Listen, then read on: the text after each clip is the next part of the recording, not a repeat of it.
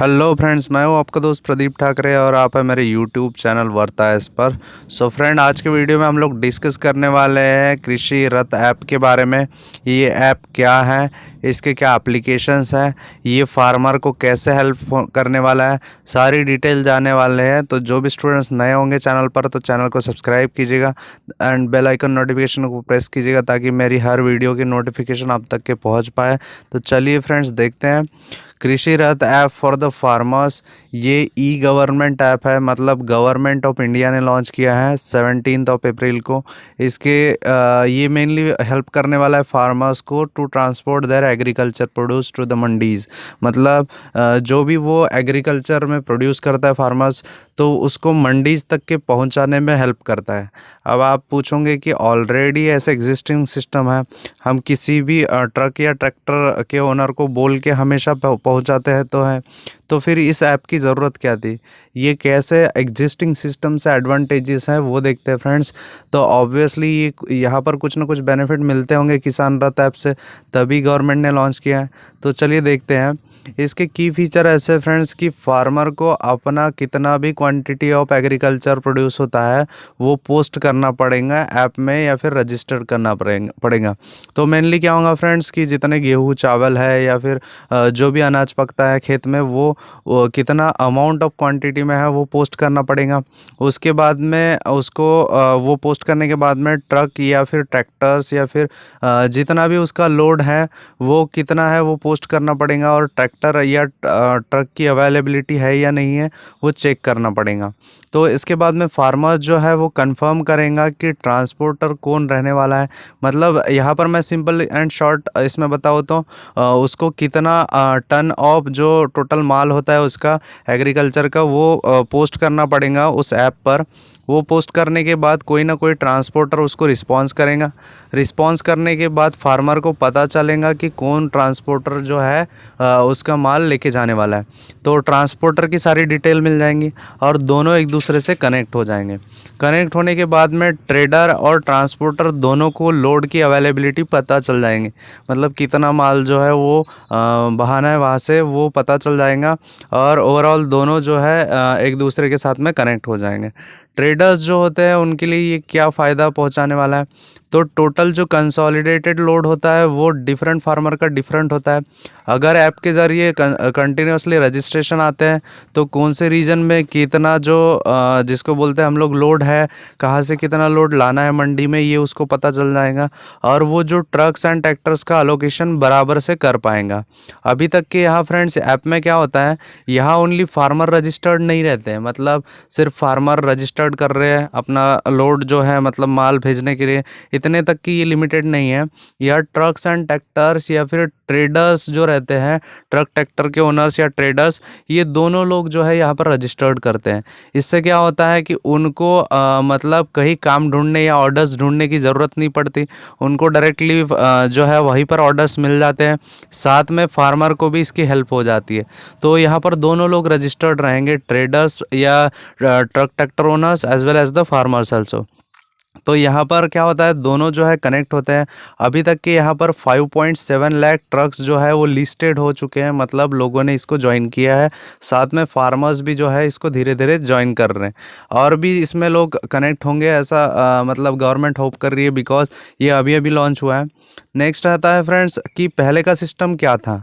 यहाँ पर पहले का सिस्टम ऐसा था कि एग्रीकल्चर प्रोड्यूस जो भी होता था उसको सर्टन कॉस्ट पर फार्मर जो है डायरेक्टली भेजता था मंडीज़ में, जिसकी वजह से क्या होता था कि उसको जो भी उसके एरिया में ट्रक या ट्रैक्टर वाला जो कॉस्ट बोलेगा उसी कॉस्ट में उसको भेजना पड़ता था।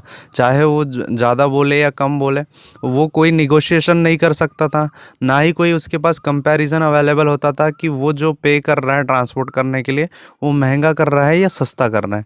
तो इसीलिए यहाँ पर फ्रेंड्स गवर्नमेंट के नॉर्म्स के हिसाब से ये ट्रांसपोर्टेशन कॉस्ट होने वाला है। मतलब जो रीज़नेबल कॉस्ट में जितना हमारा फ्यूल लगता है उतने ही कॉस्ट में उसको जो है वो सारा मतलब ट्रांसपोर्टेशन होगा और उतने ही चार्जेस उसको पे करने पड़ेंगे। यहाँ पर और 20,000 ट्रैक्टर्स जो है वो ऐड हो रहे हैं और आगे भी चलकर इसमें बहुत सारे व्हीकल्स जो है वो ऐड होने वाले हैं। तो फ्रेंड ये बेनिफिट, इस ऐप का बेनिफिट क्या है वो हम डिस्कस करते हैं।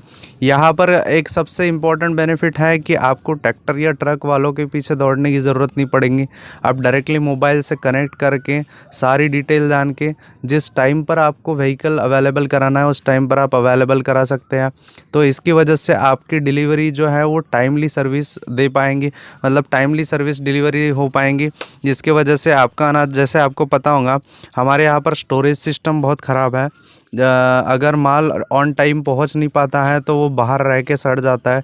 तो ये सारे प्रॉब्लम नहीं होंगे अगर टाइम पर जो है सारा एग्रीकल्चर प्रोड्यूस मंडी में पहुंच पाता है। तो इसकी वजह से कॉम्पिटिटिव प्राइसेस बनेंगे फ्रेंड्स। कॉम्पिटिटिव प्राइसेस का यहाँ पर मीनिंग होता है कि मैंने पहले ही बताया कि ट्रैक्टर ट्रक वाले अपने हिसाब से रेट बताते हैं। बहुत बार फार्मर्स को इतना रेट बताते कि उसके पास में और कोई ऑप्शन नहीं होने की वजह से वो पे करना ही पड़ता है। तो यहाँ पर कॉम्पिटिटिव रेट्स रहेंगे गवर्नमेंट नॉर्म्स के हिसाब से। ट्रक या ट्रैक्टर ओनर बहुत ज़्यादा रेट नहीं ले पाएंगे, जितना गवर्नमेंट ने डिसाइड किया है पर किलोमीटर उतना ही पे करना पड़ेगा और इसकी वजह से कॉम्पिटिटिव प्राइसेस बनेंगी। मतलब आपके एरिया के भी अगर कोई ट्रक ट्रैक्टर वाले रहते हैं तो उनको गवर्नमेंट के नॉर्म्स के हिसाब से ही लेना पड़ेगा, नहीं तो उनकी जो है मतलब उनको ऑर्डर्स नहीं मिल पाएंगे। Rating option of transport will help in providing the quality service. तो यहाँ पर क्या होता है कि कुछ रेटिंग ऑप्शंस प्रेजेंट होते हैं, तो वो कितनी अच्छी क्वालिटी की सर्विस उन्होंने दी है वो आपको पता चलता है। जैसे आपको पता होगा ज़ोमैटो डिलीवरी हमारी कंट्री में काफ़ी फेमस है। तो बहुत बार क्या होता है कि वो डिलीवरी बॉय रेटिंग करने को बोलता है 5 स्टार 3 स्टार 2 स्टार वगैरह वगैरह समथिंग। तो वहाँ पर क्या होता है फ्रेंड्स, वैसा रेटिंग ऑप्शन सिस्टम होता है जिसकी वजह से गवर्नमेंट को पता चलता है कि कौन से एरिया में कितनी अच्छी क्वालिटी की जो है मतलब डिलीवरी और ट्रांसपोर्टेशन हो पा रहा है। तो इसलिए भी ये बहुत अच्छा सिस्टम बन जाता है फ्रेंड्स, ताकि ऑल ओवर द कंट्री पता चल सके कौन से रीजन ऑफ इंडिया में इम्प्रूवमेंट की ज़रूरत है, कौन से रीजन में बहुत अच्छा चल रहा है वगैरह वगैरह। तो नेक्स्ट आता है फ्रेंड्स, अभी लॉकडाउन में इसका क्या स्टेटस है। फिलहाल लॉकडाउन में इंटरस्टेट मूवमेंट बंद है। इंटरस्टेट मूवमेंट का मतलब अगर हम लोग कोई एक स्टेट के कॉर्नर में फार्म प्रोड्यूस कर रहे हैं, मतलब जैसे फॉर एग्जांपल मैं एमपी बॉर्डर में अगर रहता हूँ, वहाँ के खेत पर कुछ प्रोड्यूस करता हूँ और मुझे यूपी की जस्ट पास में बॉर्डर मंडी है, वहाँ पर कुछ भेजना है और बेचना है, तो वहाँ की मंडी पर हम लोग नहीं भेज पाएंगे बिकॉज एक स्टेट से दूसरे स्टेट ट्रांसपोर्ट बंद है। बस हमारे स्टेट के अंदर ही जो मंडीज़ हैं हम वहाँ तक के भेज सकते हैं। तो ये लॉकडाउन तक के लिमिटेड रहेगा।